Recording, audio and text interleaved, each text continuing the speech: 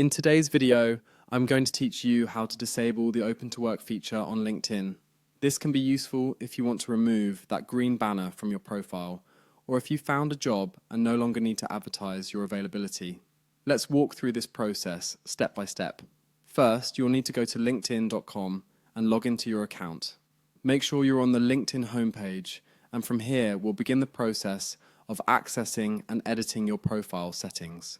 Navigating LinkedIn is relatively straightforward once you become accustomed to it, and logging in is the first step to accessing these customizable features. Once you're logged in, look towards the top right-hand corner of your LinkedIn homepage. You'll see your profile icon there. Go ahead and click on it.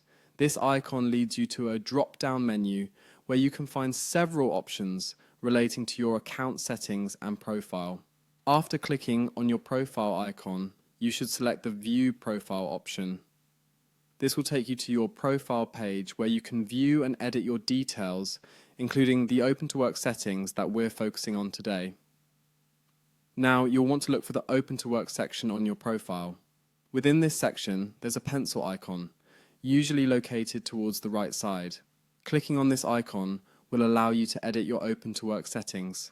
Next, when the Open to Work settings menu pops up, scan through it until you notice the option to delete the setting.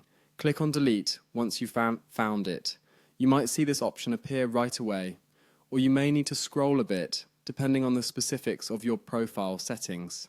After clicking Delete, a confirmation pop-up will appear, asking if you are sure you want to remove this feature from your profile. You will need to confirm this action by clicking Delete once more. This final step will effectively remove the Open to Work setting from your LinkedIn profile. And that's it. You've now successfully disabled the Open to Work feature on your LinkedIn profile.